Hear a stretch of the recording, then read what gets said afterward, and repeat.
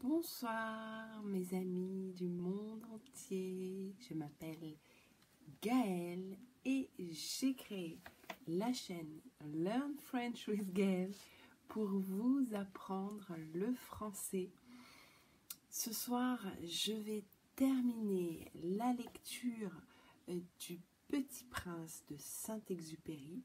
Je devais terminer dans ma vidéo d'hier, mais je n'ai pas pu parce que le salon de thé où j'étais allait fermer, donc j'ai dû arrêter ma lecture et je vais terminer ce soir.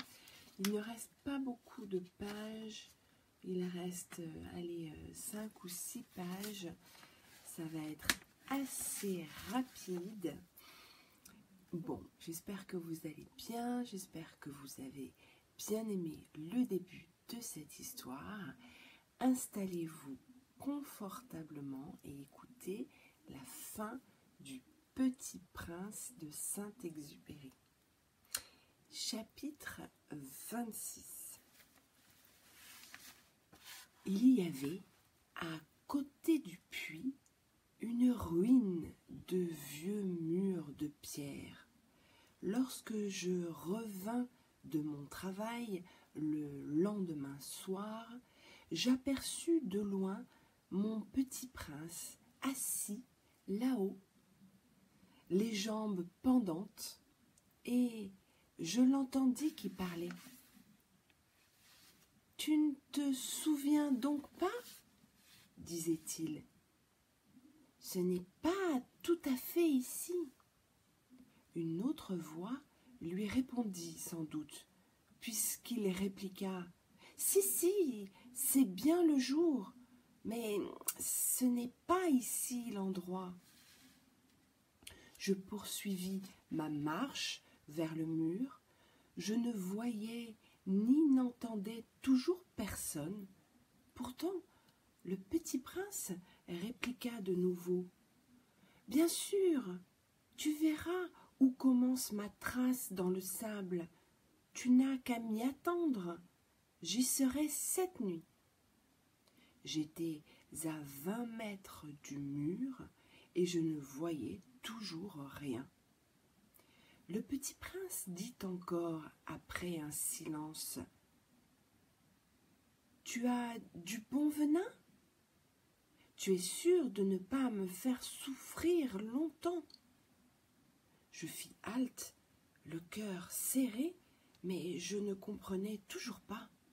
« Maintenant, va-t'en, dit-il, je veux redescendre. » Alors, j'abaissai moi-même les yeux vers le pied du mur et je fis un bond. Il était là, dressé vers le petit prince, un de ces serpents jaunes qui vous exécutent en 30 secondes.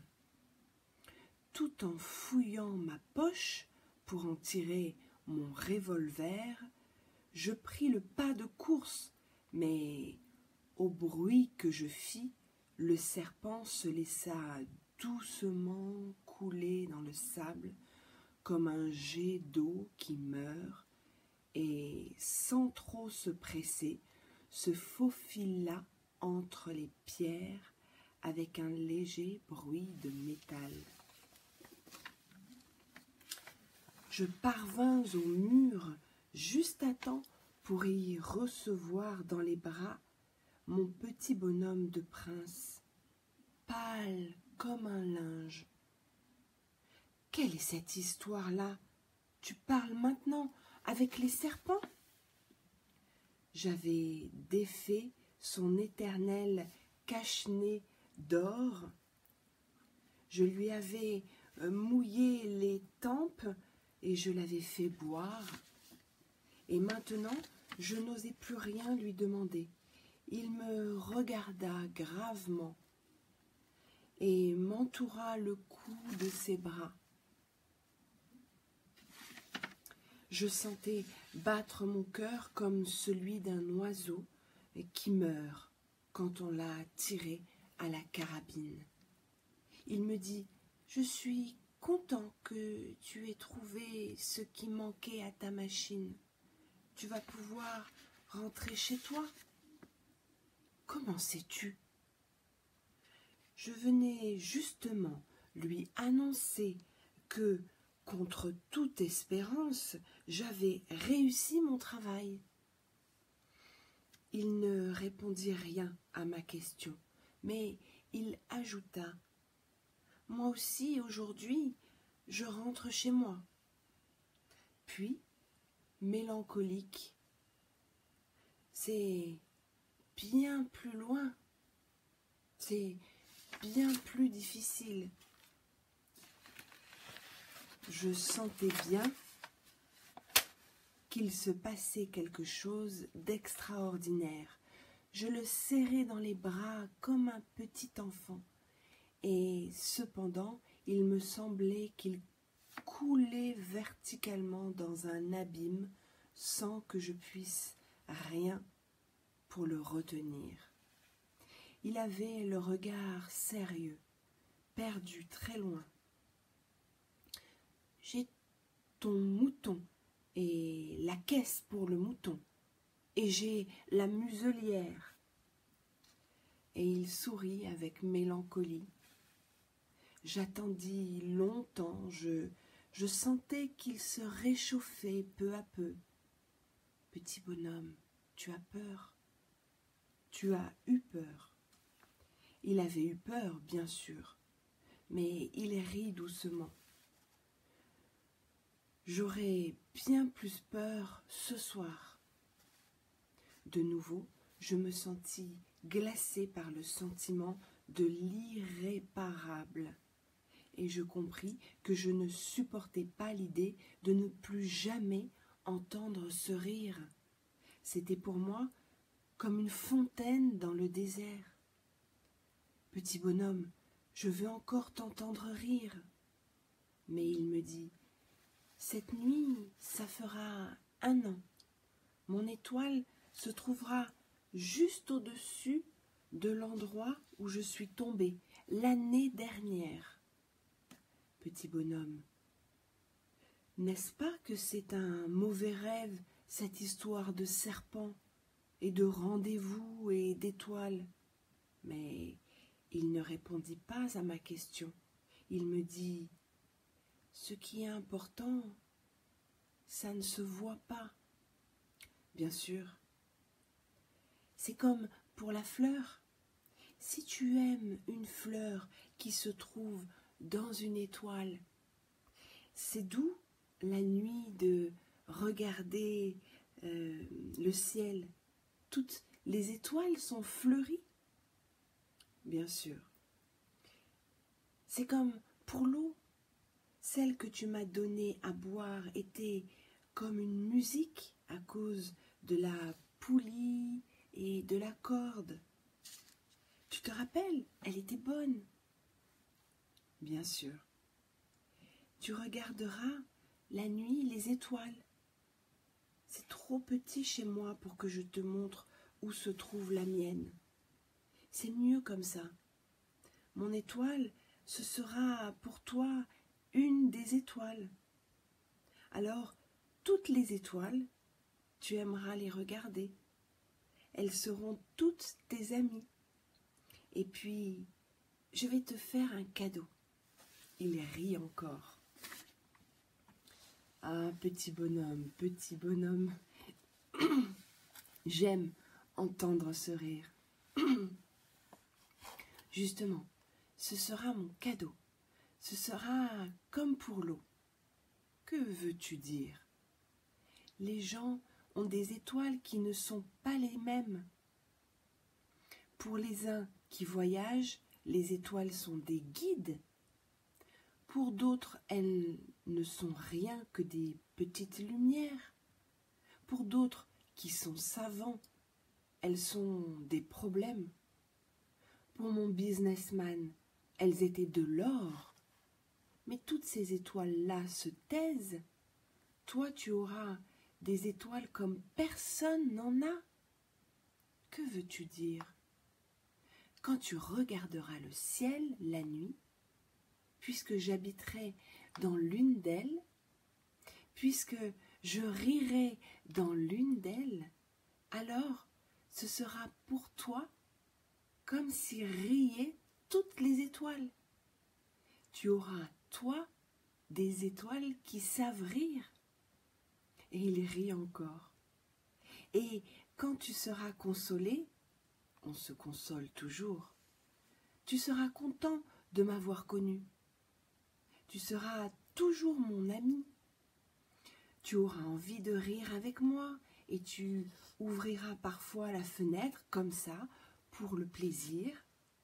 Et tes amis seront bien étonnés de te voir rire en regardant le ciel. Alors tu leur diras, oui, les étoiles, ça me fait toujours rire. Et ils te croiront fou. Je t'aurais joué un bien vilain tour. Et il rit encore. Ce sera comme si je t'avais donné, au lieu d'étoiles, des tas de petits grelots qui savent rire. Et il rit encore. Puis il redevint sérieux. Cette nuit, tu sais, ne viens pas. Je ne te quitterai pas. J'aurai l'air d'avoir mal, j'aurai un peu l'air de mourir. C'est comme ça. Ne viens pas voir ça, ce n'est pas la peine. Je ne te quitterai pas. Mais il était soucieux. Je te dis ça, c'est à cause aussi du serpent. Il ne faut pas qu'il te morde. Les serpents, c'est méchant. Ça peut mordre pour le plaisir. Je ne te quitterai pas. Mais quelque chose le rassura.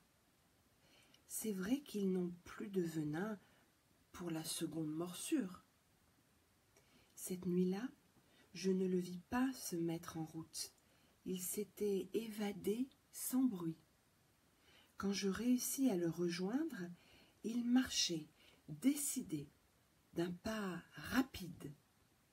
Il me dit seulement « Ah, tu es là ?» Et il me prit par la main.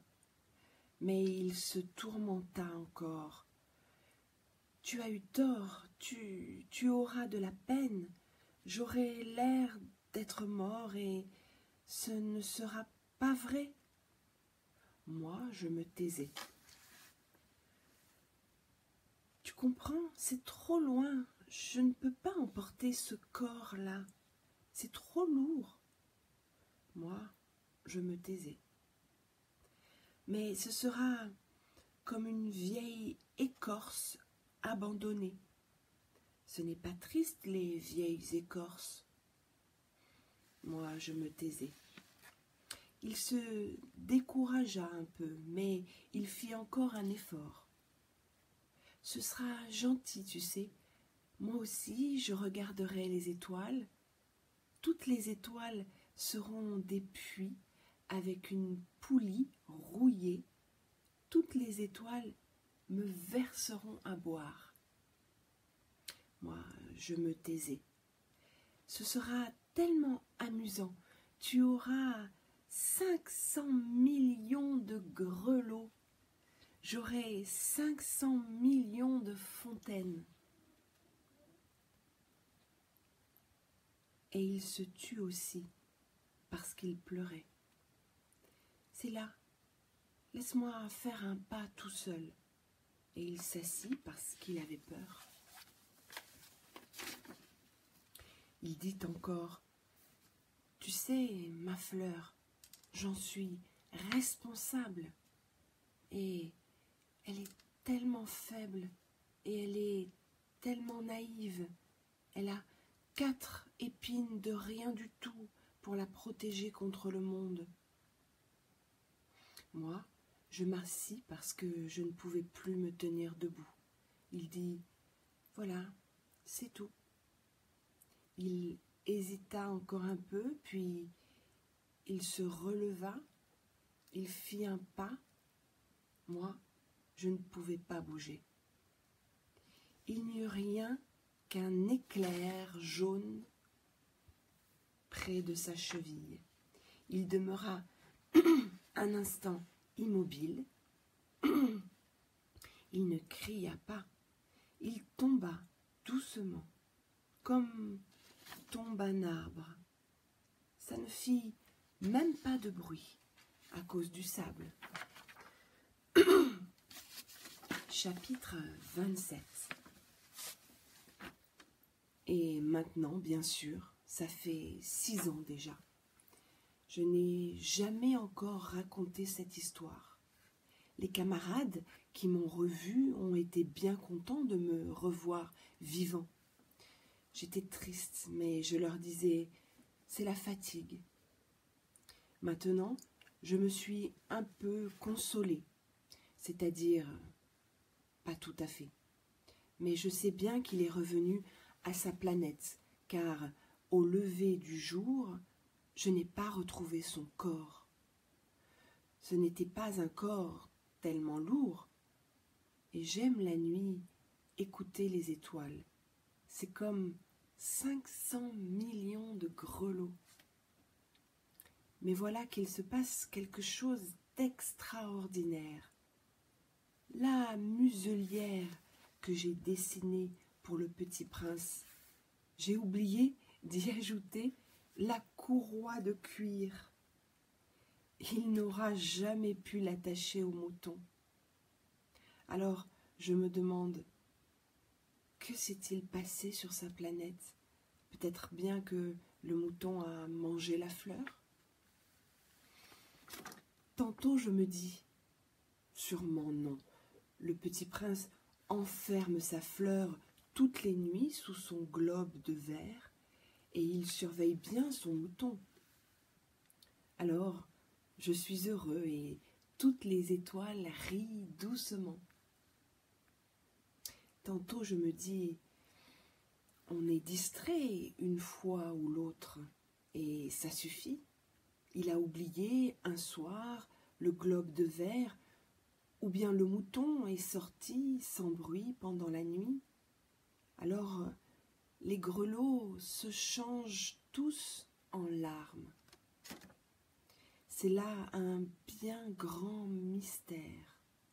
Pour vous qui aimez aussi le petit prince, comme pour moi, rien de l'univers n'est semblable si quelque part, on ne sait où, un mouton que nous ne connaissons pas a, oui ou non, mangé une rose.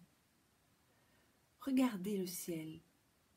Demandez-vous, le mouton, oui ou non, a-t-il mangé la fleur? Et vous verrez comme tout change. Et aucune grande personne ne comprendra jamais que ça a tellement d'importance. Ça, c'est pour moi le plus beau et le plus triste paysage du monde. C'est le même paysage que celui de la page précédente, mais je l'ai dessiné une fois encore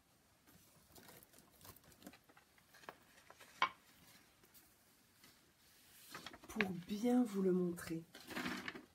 C'est ici que le petit prince a apparu sur terre, puis disparu. Regardez attentivement ce paysage afin d'être sûr de le reconnaître si vous voyagez un jour en Afrique, dans le désert. Et s'il vous arrive de passer par là, je vous en supplie, ne vous pressez pas. Attendez un peu juste sous l'étoile. Si alors un enfant vient à vous, s'il rit, s'il a des cheveux d'or, s'il ne répond pas quand on l'interroge, vous devinerez bien qui il est. Alors, soyez gentil, ne me laissez pas tellement triste. Écrivez-moi vite qu'il est revenu.